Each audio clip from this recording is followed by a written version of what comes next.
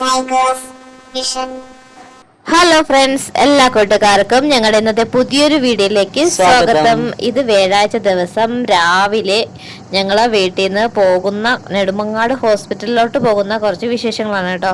അപ്പോൾ രാവിലെ തന്നെ എഴുന്നേറ്റു ഇന്ന് കാപ്പിയൊന്നും ഉണ്ടാക്കി കുടിച്ചില്ല. മീനുകുട്ടിക്ക് കൊണ്ടുപോകാനായിട്ട് ചോറൊക്കെ റെഡിയാക്കി കൊടുത്ത് അവളെ അച്ഛൻ്റെ അമ്മേരെ അടുത്താക്കി 8 വരെയൊക്കെ ആകുമ്പോൾ അവളെ സ്കൂളിലോട്ട് വിടണമെന്ന് പറഞ്ഞിട്ടാണ് ഞങ്ങൾ നേരെ ഹോസ്പിറ്റലിലോട്ട് വന്നത്. അപ്പോൾ കാപ്പിയൊക്കെ ഉണ്ടാക്കാൻ നിന്നാലും ഒരുപാട് താമസിക്കും, ലേറ്റ് ആകുമൊക്കെ എന്നുള്ളത് കൊണ്ട് ഞങ്ങൾ പിന്നെ കാപ്പിയൊന്നും ഉണ്ടാക്കിയില്ല. അങ്ങനെ നമ്മൾ നേരെ നമ്മുടെ നെടുമങ്ങാടുള്ള ജില്ലാ ഹോസ്പിറ്റലിൽ എത്തി. ചേട്ടാ അവിടെ ഒരു സൈഡിൽ ഇരിപ്പുണ്ട്. ഞാനപ്പോഴും OP ടിക്കറ്റ് എടുക്കുന്നതിന്, ഡേറ്റ് വാങ്ങിക്കുന്നതിന് വേണ്ടി ഇവിടെ ക്യൂവിൽ നിൽപ്പുണ്ട് കേട്ടോ.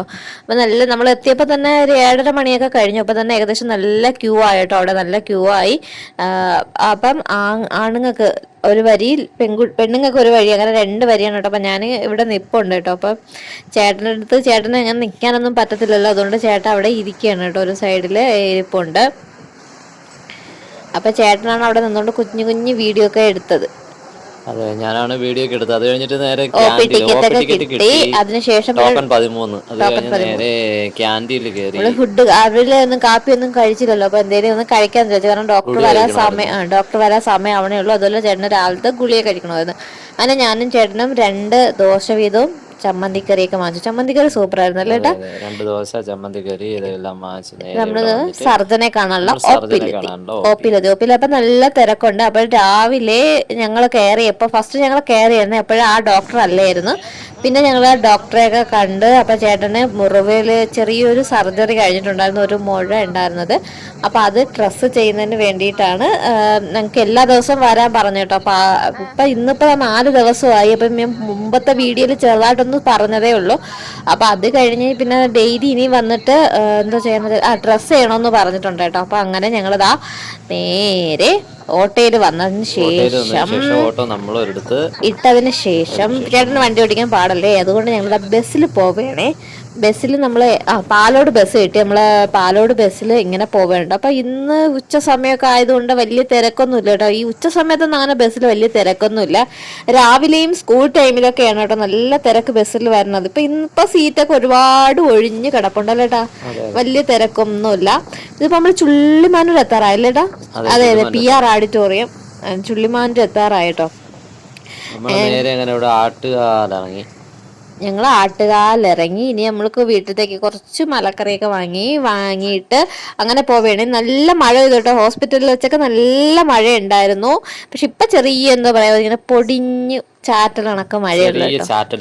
മൊട്ടക്കാവ് വീട്ടിൽ വന്നു. ഞങ്ങൾ വീട്ടിൽ എത്തിയിട്ടുണ്ട്. വീട്ടിൽ ഇനി വേണം എന്തെങ്കിലുമൊക്കെ കഴിക്കാനായിട്ട്. അപ്പോൾ രാവിലെ ഇപ്പം എല്ലാ ദിവസവും ചോറുള്ളത് കാരണം ചോറ് ഉണ്ടായിരുന്നു കേട്ടോ. അപ്പോൾ രാവിലെ മീനുകുട്ടിക്ക് കൊണ്ടുപോകാൻ വേണ്ടി ചോറ് വെച്ചതുകൊണ്ട് ചോറുണ്ടായിരുന്നു. പിന്നെ ചക്കയും രസവും കൂട്ടി അടിപൊളിയായിട്ട് എന്താ പറയുക, പഴുക്ക ചോറ് കഴിക്കാൻ രസം തോനെ എടുത്തിട്ടോ. അല്ല, തലേ ദിവസത്തെ രസമായിട്ട് നല്ല പുളിയൊക്കെ ഉണ്ടായിരുന്നു. അതുകൊണ്ട് സൂപ്പറായിട്ട് ഞങ്ങൾ ഇതാ കഴിക്കണം കേട്ടോ. അങ്ങനെ ഇപ്പം ചോറ് അങ്ങനെ തലേ ദിവസം വെച്ച് വെക്കുന്നുണ്ട്, അത് എളുപ്പമായി കേട്ടോ.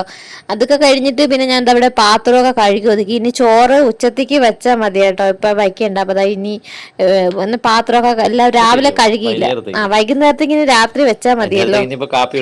പിന്നെ ഞാൻ ഇന്നലെ കഴുകിയിട്ട കുറച്ച് തുണിയൊക്കെ ഉണ്ടായിരുന്നേ. അപ്പം ഇനി കുറച്ച് തുണി കഴുകാനും ഉണ്ട്. അതുകൊണ്ട് ഞാൻ എന്താ ഫാനൊക്കെ ഇട്ട് അടുക്കളയിൽ തന്നെ ചേട്ടാ ഒരു അശ മുമ്പേ കെട്ടി തന്നിട്ടുണ്ടായിരുന്നു കേട്ടോ. ഇപ്പം മഴയായാൽ പിന്നെ തുണി ഉണക്കി എടുക്കാനാണല്ലോ വലിയ ബുദ്ധിമുട്ടെന്ന് പറയണം. ചൂടായിരുന്നപ്പോൾ നമ്മൾ ചൂടെന്ന് പറഞ്ഞ് മഴയായപ്പോൾ തുണി ഉണക്കിയെടുക്കാനുള്ള ബുദ്ധിമുട്ടല്ലേ. അതുകൊണ്ട് അകത്ത് ഇങ്ങനെ കുറച്ച് തുണിയൊക്കെ എടുത്ത് കുറേശ്ശെ ഉണക്കി എടുക്കാനായിട്ട് ഇട്ടിട്ടുണ്ട്. അതൊക്കെ കഴിഞ്ഞിട്ട് വൈകുന്നേരമായി കേട്ടോ. വൈകുന്നേരമായി ഇപ്പോൾ 4:30 മണിയായി കേട്ടോ. അപ്പോൾ 4:30 മണിക്കാണ് മീനുകുട്ടിയുടെ സ്കൂൾ വണ്ടി വന്നത്.